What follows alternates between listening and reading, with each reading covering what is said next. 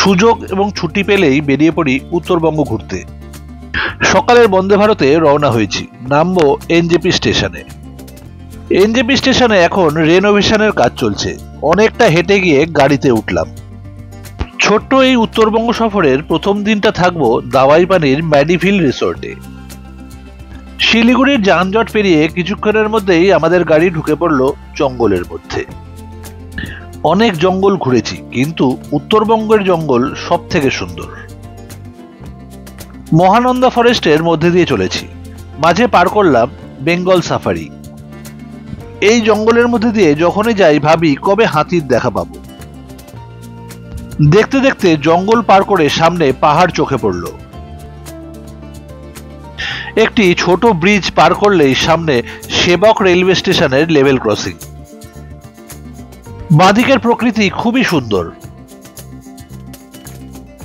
যাক, লেভেল ক্রসিংটা খোলা পেয়ে গেছি, না হলে এখানে অনেকক্ষণ আটকে থাকতে হয়। বাঁদিকে তাকালে সেবক রেলওয়ে স্টেশন দেখা যাচ্ছে।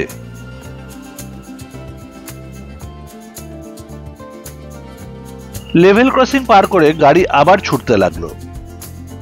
এই পথটা তিস্তা নদীর পার দিয়ে। কিছুক্ষণের মধ্যেই পৌঁছে গেলাম সেবকেশ্বরী কালী মন্দিরের সামনে। একটু দূরে গাড়ি দাঁড় করিয়ে চলে এলাম মন্দিরে। মন্দির ফাঁকাই ছিল। পুজো দিয়ে আবার রওনা হলাম। পিছনে করোনেশন ব্রিজ চলে যাচ্ছে অপর প্রান্তে। দূরে যে ব্রিজটা দেখা যাচ্ছে ওই পথ ধরেই সিকিমে পৌঁছাবে রেলগাড়ি। একদিকে পাহাড়, অপরদিকে তিস্তা। গাড়ি ছুটে চলেছে।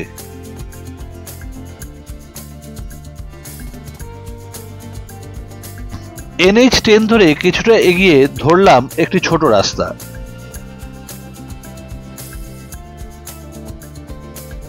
এই রাস্তায় আবার সেই সিকিম যাওয়ার ব্রিজটা দেখতে পেলাম। সিকিমের ট্রেন চালু হলে অবশ্যই একবার ট্রেনে করে সিকিম যাব।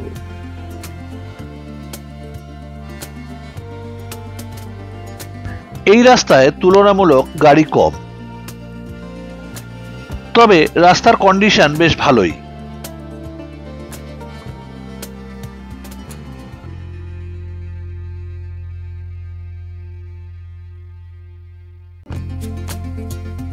পাহাড়ি জঙ্গলের মধ্যে দিয়ে চলেছে এই পথ।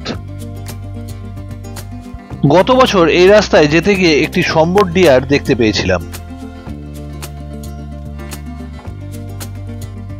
রাস্তার দুপাশটাই সুন্দরভাবে বাঁধানো। আহা ওই আঁকা বাঁকা যে যায় সুদূরে,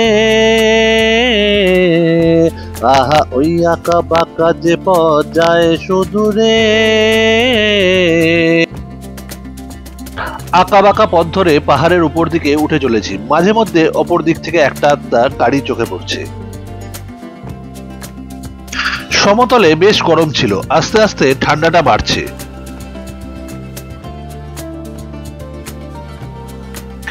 একটা বাঁক ঘুরেই পৌঁছে গেলাম মংপুতে রবীন্দ্রনাথের বাসভবনে।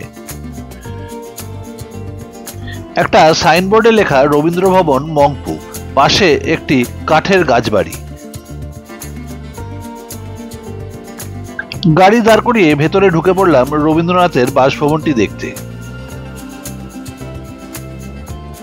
প্রকৃতির কোলে কি সুন্দর পরিবেশে এই বাসভবনটি।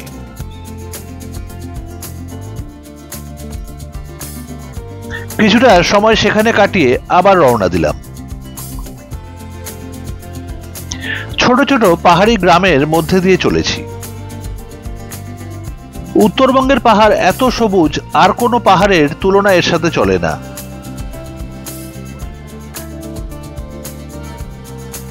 পাহাড়ের বাড়িগুলোর একটা বৈশিষ্ট্য আছে, খুব সুন্দর রং করা থাকে এবং সুন্দর সুন্দর ফুলের টব দিয়ে সাজানো থাকে।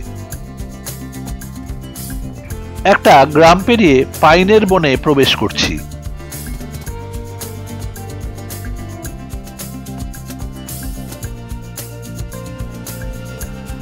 সামনেটা হঠাৎ পুরো কুয়াশায় ঢেকে গেল। পাহাড়ে খুব তাড়াতাড়ি প্রকৃতি নিজেকে পরিবর্তন করে ফেলে।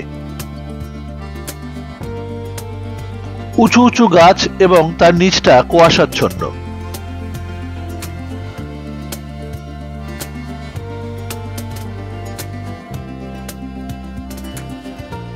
কুয়াশার সাথে সাথে ঠান্ডাটাও বাড়তে লাগলো। আরো কিছুটা এগোতেই আকাশটা পরিষ্কার হয়ে গেল। পৌঁছলাম রোডোডেনড্রন পার্কের সামনে। যদিও রোডোডেনড্রন ফুল চোখে পড়লো না, কিন্তু জায়গাটা বেশ সুন্দর।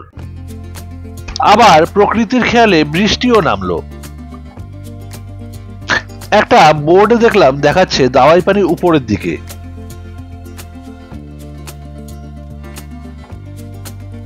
ড্রাইভারকে জিজ্ঞেস করে জানলাম দুটো জায়গা আছে, একটা দাওয়াই পানি বস্তি আর একটা দাওয়াই পানি ভুটিয়া বস্তি।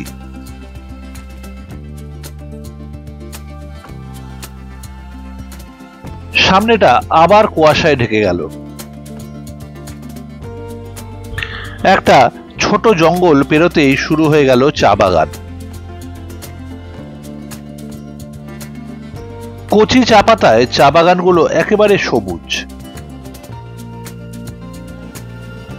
এই জায়গাটার সৌন্দর্য যে কোনো বড় বড় হিল স্টেশনকে টেক্কা দিতে পারে।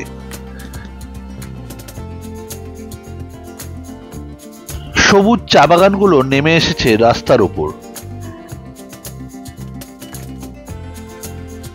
দুধারে ব্যারিকেড দেওয়া বাঁধানো পিচের রাস্তা ছুটে চলেছে।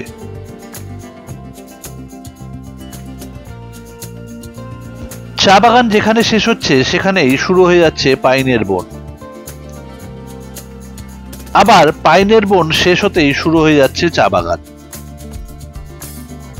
দেখতে দেখতে পৌঁছে গেলাম আমাদের ডেস্টিনেশন মেডিভিল বুটিক রিসোর্টে। পরের ভিডিওতে ফিরে আসছি মেডিভিল বুটিক রিসোর্ট নিয়ে।